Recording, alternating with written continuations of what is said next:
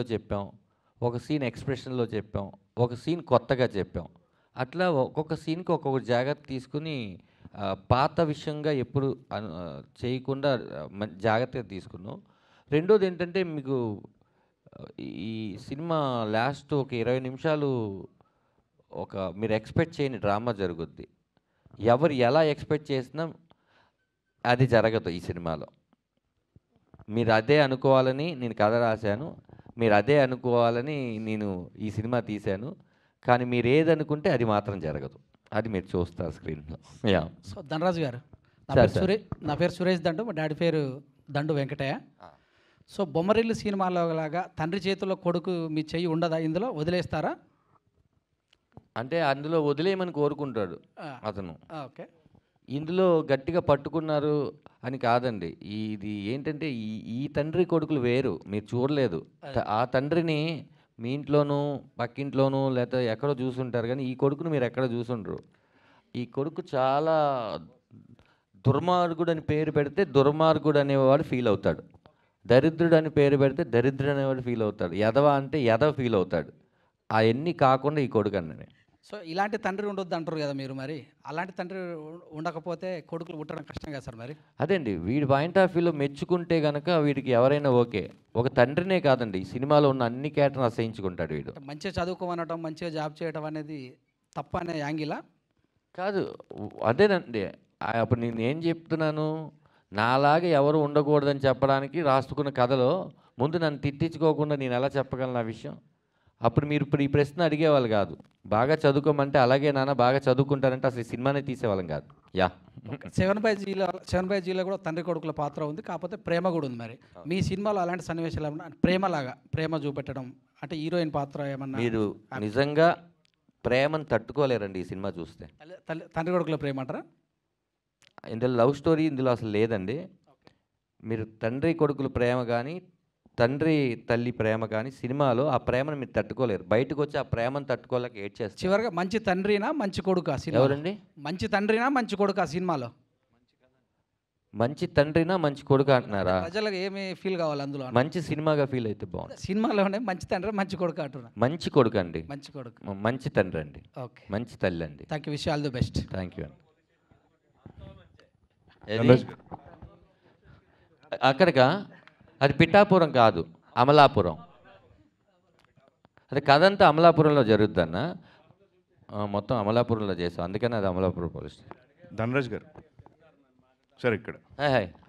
So అంత చాలా ఇంట్రెస్టింగ్గా ఉంది అండ్ మీరు సినిమా గురించి మాట్లాడుతున్నప్పుడు ఎంటైర్ పాజిటివిటీ అయితే కనిపిస్తుంది సార్. థ్యాంక్ యూ అండి. సో సముద్రగారిని గారు సినిమా చూసిన తర్వాత ఒక మాట చెప్పారు అన్నారు కదా, ఇంకపై నెగిటివ్ క్యారెక్టర్స్ చెయ్యను అని చెప్పారని చెప్పి మీరు ఒక ఇంటర్వ్యూలో చెప్పారు. దాని గురించి చెప్పండి సార్. అంటే చెయ్యను అనేది ఎలా, ఆయన నాకేం చెప్పారంటే, నేను తెలుగులో మీరే డబ్బింగ్ చెప్పాలనగానే చెన్నై రారా చెప్దామని ఈ సినిమా కోసం ఒక 4 రోజులు ఆయన కేటాయించారు తెలుగుకి. ఫస్ట్ హాఫ్ చెప్పేసినాక సెకండ్ హాఫ్ 8:30కి రారా అన్నారు నన్ను. నేను సరే అని 8:30కి వెళ్ళి, అప్పటికే ఆయన 7:30కి వెళ్ళి సినిమాలో సెకండ్ హాఫ్ చూస్తున్నారు. నేను కూడా ఏం డిస్టర్బ్ చేయలేదు, నేను వచ్చిన విషయం కూడా తెలియదు. ఆయన అలాగే చూస్తున్నారు. నాకు అర్థమైంది ఆయన కంట్లో వాటర్ తిరుగుతున్నాయని. ఎస్, ఫస్ట్ టైం చూస్తున్నారు. కథ చెప్పిన తర్వాత ఆయన చూడడం ఇదే మొదటిసారి. మానిటర్ కూడా చూడరు ఆయన ఏమి. అలా చూస్తున్నారు. అలా బయటకు వచ్చారు, లుంగి కట్టుకొని ఉన్నాయి, ఒక షర్ట్ వేసుకుని బయటకు వచ్చారు. నేను వెళ్ళి వెనక నుంచి ఇలా పట్టుకుంటే నన్ను పట్టుకున్నారు. ఇంకా ఈ దుష్టుడు దుర్మార్గులు లాంటి పాత్రలు కొన్ని చేయండిరా. ఒక అప్ప, ఒక విమానం, ఒక రామం రాఘవం, ఇలా నాకు తృప్తినిచ్చినాయిరా ఇవన్నీ అని చెప్పి. ఆయన ఏంటంటే ఏదైనా బాగా నచ్చిందంటే ఫస్ట్ ఏంటంటే ఆయన కళ్ళు చూస్తే తెలిసిపోతాయి, ఆ వాటరింగ్ ఉంటుంది అన్నమాట ఆయనలో. ఏదైనా ఆయన ప్రేమిస్తే అతిగానే ప్రేమిస్తారు, మన మీద కోప్పడితే కూడా ఆ ప్రేమతోనే చెప్తారు.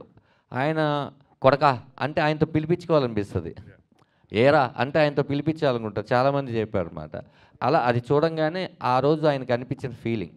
Yeah, all the best and looking forward for the release. Thank you so much. Thank you. Dhanraj గారు, హాయ్ భయ్య. సో కంప్లీట్గా మాకు ట్రైలర్ చూస్తే ఎలా అనిపించింది అంటే ఒక పాజిటివ్ వైబ్, డిఫరెంట్ ఫీల్ వచ్చింది. ఫాదర్ సన్ సెంటిమెంట్ అది.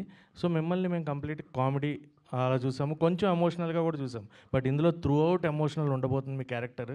సో అంటే వాట్ ఈస్ ద డిఫరెన్స్ మీరు అబ్జర్వ్ చేసింది ఈ కథ మీకు వచ్చినప్పుడు, మీరు చేస్తున్నప్పుడు ఆన్ స్క్రీన్ పైన? అంటే ఎంతవరకు జనాలు కనెక్ట్ అవుతారు? ఎందుకంటే ధనరాజ్ గారు ఎమోషనల్గా చేయడం అనేది ఇట్స్ డిఫరెంట్ థింగ్. కామెడీ అనేది తీసుకుంటాం, బట్ ఎమోషనల్గా ప్రజలు కంప్లీట్గా కనెక్ట్ అవ్వడం అనేది ఎలా తీసుకుంటాం? అంటే నేను ఒకవేళ ఆ పాత్రని కరెక్ట్గా చేయకపోతే, అది కామెడీ క్యారెక్టర్ అయినా సరే, ఎమోషన్ అయినా సరే, కామెడీలో కూడా చెప్తున్నాను, కరెక్ట్గా చేయకపోతే బాగా చేయలేదని అంటారు కదా, బాగా నవ్వించలేదు అంటారు. అలాగే ఇందులో ఎమోషన్ నేను బాగా చేయకపోతే మీరు ధనరాజ్ ఎమోషన్ బాగా చేయలేరు అంటారు. ఇవన్నీ దృష్టిలో పెట్టుకొని ఒక సినిమా స్టార్ట్ అయిన ఒక 2 నిమిషాల తర్వాత మీకు ధనరాజ్కు కానీ, సముద్రకని గారు కానీ, ఈ క్యారెక్టర్ నేమ్స్ మీకు ఏం గుర్తు ఉండవండి. మీరు ఒక అది ఎలా చెప్పాలంటే ఒక ట్రిప్లో ఉంటారు. ఇది ఎక్కడో చూసిన కదరా, ఇది ఎక్కడో జరుగుతున్న కదరా, ఇది మా ఇంట్లోనే జరుగుతుంది, ఆయన మా ఫాదర్ ఏనేమో, ఓహో నేను ఇలాగే బిహేవ్ చేశానేమో అని ప్రతిదీ కనెక్షన్తోనే ఉంటుంది తప్ప నేను మళ్ళీ ఎవరు అంటే అది మీరు నేను ఎమోషన్స్ చేశాను లేకపోతే నేను ఇచ్చేసేసాను కాదండి. మీరు చూస్తూ ఉన్న రెగ్యులర్గా ఉన్న ఒక కొడుకే, ఆ కొడుకు చాలా పీక్కి వెళ్తే ఎలా ఉంటుంది, అది నాకన్నా మరి ప్రొడ్యూసర్ గారు ఏమన్నారంటే నువ్వు కరెక్ట్ ఈ సినిమాకి అని ఆయన కూడా ఎక్కువ నమ్మారు. లేకపోతే ఇన్ని కోట్లు పెట్టి తీరు కదా, సరే ప్రొడ్యూసరే నమ్మినప్పుడు నన్ను నేను నమ్ముకోపోతే ఎలా అని ఒక 2 ఇయర్స్ ఏ సినిమాలు చేయకుండా దీని మీదకి వచ్చింది కూడా మెల్లిగా అది తగ్గిద్దామని. నేను వేరే కామెడీ సినిమాలు ఏదో చేసో లేకపోతే కామెడీ క్యారెక్టర్ చేసి మిమ్మల్ని అందరిని నవ్వించేస్తే ఈ పాత్ర మీద ఆ ప్రభావం పడుతుందని నేను ఏమి చేయకుండా కొంచెం ఫ్రెష్గా వద్దామని ఎక్కువ సినిమాలు చేయలేదు. అవుట్ ఆఫ్ ద బాక్స్ ఒక క్వశ్చన్ సార్, అంటే మిమ్మల్ని మేము డిఫరెంట్గా చూసింది కంప్లీట్గా బుజ్జి లారా. సో దానిది 2 కూడా ఉంటుంది అంటున్నారు, అది ఎప్పుడు? అదే అండి, ఇది మీరు బాగా ఆడిస్తే అది 2, 3 కూడా ఉంటుంది. ఈ సినిమా మీద కాన్సన్ట్రేషన్ చేశానండి, ఇది అయిపోయిన తర్వాత అది కూడా ఉంటుంది. All the best. Thank you అండి.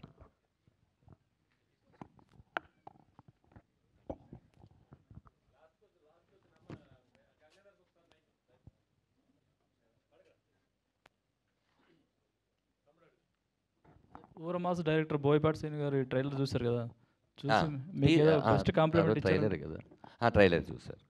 మీకు ఏదో బెస్ట్ కాంప్లిమెంట్ ఇచ్చారంట, కమెడియన్ తలుచుకుంటే ఏదైనా చేయొచ్చు అని. ఆయన ఏమన్నారంటే చాలా చాలా బాగుంది అనగానే ఫస్ట్ నేను చాలా హ్యాపీ ఫీల్ అయ్యాను. ఎందుకంటే ఇదేంటమ్మా ఇలా చేసావు అని కూడా ఆయన అనొచ్చు.